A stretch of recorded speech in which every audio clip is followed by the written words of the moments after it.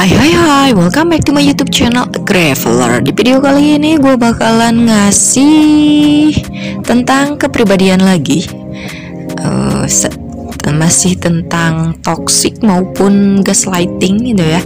Tapi sebelum gue kasih tahu temanya tentang apa, tolong kalian klik dulu tombol like, subscribe, share, dan komennya ya. Makasih.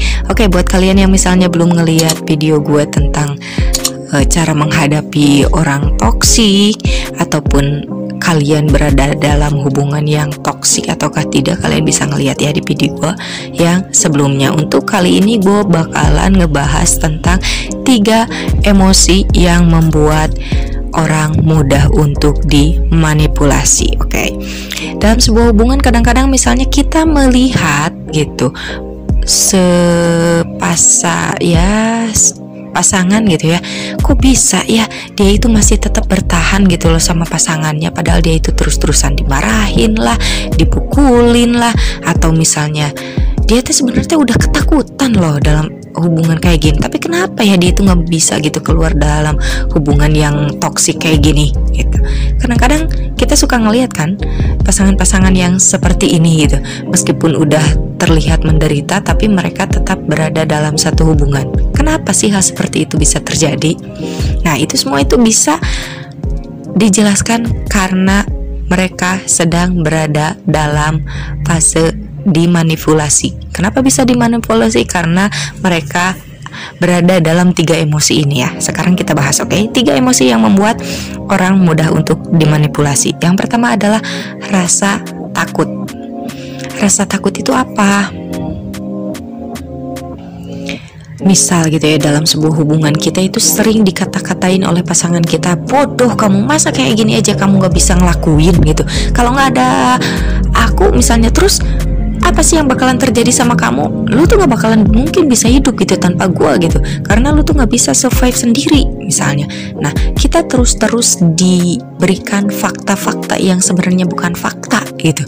Kalau kita itu tidak berharga lah, kalau kita itu sebenarnya rendah lah, tidak bisa hidup sendiri tanpa pasangan kita, itu lama-kelamaan akan membuat kita merasa takut untuk keluar dari hubungan yang toksik itu, karena kita menganggap kalau apa yang dia katakan itu benar, sehingga kita mau nggak mau tetap aja stay dalam hubungan kayak gitu, meskipun kita takut, tapi kita akan terus berada dalam hubungan itu.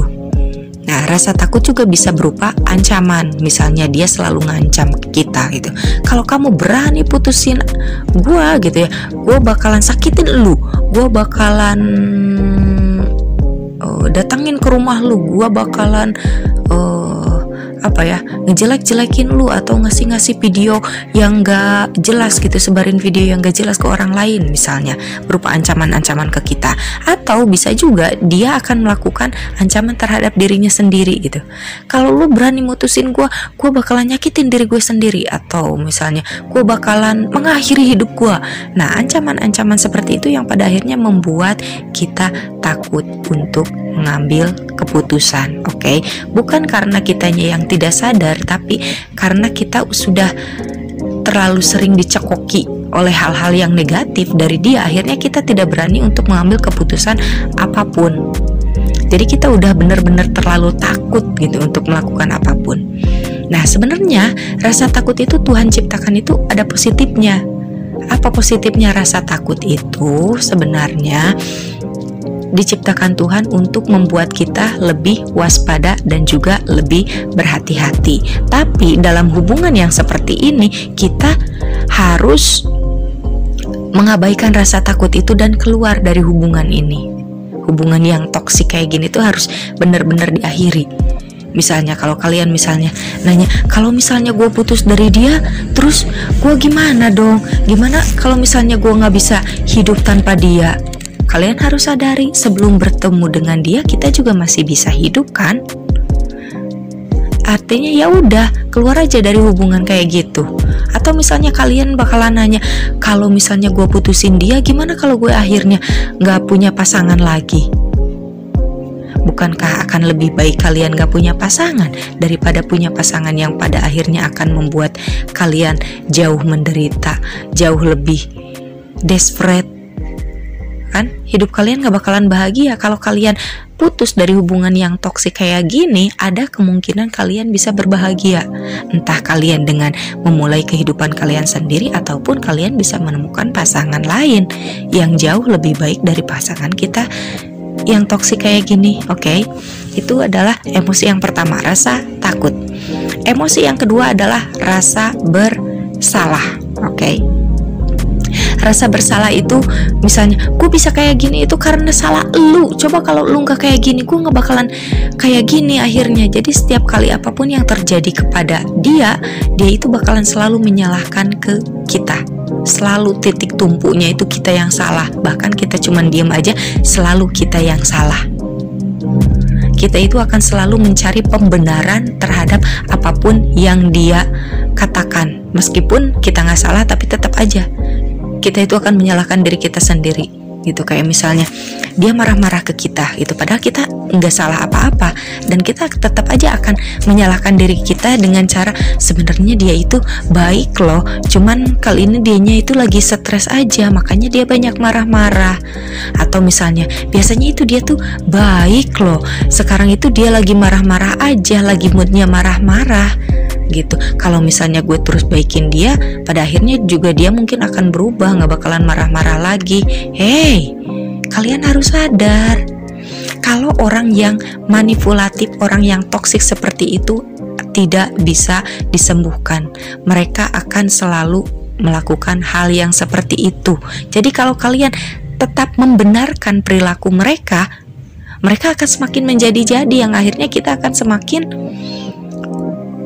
terpuruk gitu. Dan rasa bersalah ini juga biasanya selain dalam hubungan pasangan, biasanya rasa bersalah itu sering dilakukan oleh orang tua kepada anaknya. Untuk di kita ya, di negara kita biasanya itu kita itu harus selalu, seorang anak itu harus selalu nurut kepada orang tuanya. Pada saat ada konflik antara anak dan orang tua, pasti yang akan dilihat adalah wah, si anak salah dan orang tua yang benar. Jika anak tidak mau menuruti perintah orang tua, kita akan mendapat stigma yang negatif. Contohnya, wah dasar anak durhaka, gak bisa nurut sama orang tua. Kita akan selalu merasa bersalah. Setiap kali kita lebih mementingkan, bukan mementingkan ya, setiap kali kita melakukan sesuatu yang ingin kita lakukan dan itu bertentangan dengan orang tua, kita akan merasa bersalah. Sampai akhirnya kita merasa kehilangan jati diri kita sendiri hanya karena kita harus selalu mengikuti orang tua. Apakah hal seperti itu benar? Tentu saja salah. Kita memang harus mengikuti omongan orang tua, tapi itu pun harus difilter. Jika itu tidak sesuai dengan jati diri kita, ya sudah, tidak perlu diikuti juga selama itu masih dalam batas-batas norma kewajaran. Kita tidak melakukan hal-hal yang negatif. Oke. Nah, rasa bersalah itu yang bisa membuat kita tidak bahagia. Oke. Dan yang terakhir adalah perasaan bertanggung jawab. Sebenarnya perasaan bertanggung jawab itu agak-agak mirip juga sih dengan perasaan bersalah. Yang harus kalian ingat adalah ini, setiap orang hanya bertanggung jawab terhadap dirinya sendiri, dan apa yang kita lakukan kepada orang lain ataupun kepada pasangan kita itu namanya adalah kebaikan. Oke? Nah, kita bertanggung jawab terhadap emosi kita sendiri, kita bertanggung jawab terhadap kebahagiaan kita sendiri. Oke? Dan jika pasangan kita merasa mereka tidak bahagia, itu bukan tanggung jawab kita. Misal pasangan kita sakit, nah terus dia nyalahin kita gitu, iya gue ini sakit gara-gara lu suka ngasih gue makanan yang gak jelas gitu, akhirnya gue sakit. Hey, itu bukan salah kita. Itu dianya aja yang pengen makan makanan tanpa mengontrol gitu, mana yang baik untuk tubuhnya ataupun tidak baik untuk tubuhnya. Gue jadi gemuk kayak gini gara-gara lu gak pernah ngajak gue olahraga misalnya. Itu bukan salah kita kalau pada akhirnya dia misalnya agak gemuk, itu karena dianya aja malas olahraga. Kita mau ngajak dia ataupun tidak ngajak dia, tetap aja kalau kita ngajak dia berolahraga itu dianggap sebagai kebaikan, tapi keharusan untuk berolahraga adalah tanggung jawab dia sendiri, bukan tanggung jawab kita. Sama dengan misalnya gini, kita sakit terus kita ke dokter. Nah, setelah dari dokter ternyata kita tidak langsung sembuh, lalu kita mengatakan seperti ini, tanggung jawab dokter dong, kenapa gue bisa sampai nggak sembuh kayak gini. Halo, itu bukan tanggung jawab dokter untuk menyembuhkan kita. Dokter itu hanya membantu proses penyembuhan kita. Yang bertanggung jawab terhadap kesembuhan kita adalah diri kita sendiri, dengan cara menjaga pola makan kita, istirahat yang cukup, dan juga minum obat yang teratur. Oke, ngerti ya maksud gue ya? Jadi intinya adalah tanggung jawab kita kita hanya bertanggung jawab terhadap diri kita sendiri, dan apa yang kita lakukan kepada orang lain adalah sebagai bentuk kebaikan. Nah, kadang itu yang sering dimanipulasi oleh pasangan kita untuk menyalahkan kita, untuk mendikte kita supaya kita tetap selalu mengikuti kemauan dia. Oke? Jadi yang satu, dia itu gampang banget nuduh, dan kadang-kadang kita juga nggak nyadar gitu kalau kita itu sedang menjadi korban. Kenapa? Karena kita memiliki salah satu dari 3 emosi yang tersebut gitu. Jadi intinya adalah pada saat kita mengalami salah satu atau bahkan 3 emosi ini sudah kalian alami dalam hubungan kalian, kalian harus mulai menyadari gitu. Siapa sih ini yang salah? Kitanya yang salah atau hubungan kitanya yang salah? Jika hubungan kita yang salah, ya udah jangan dilanjutkan.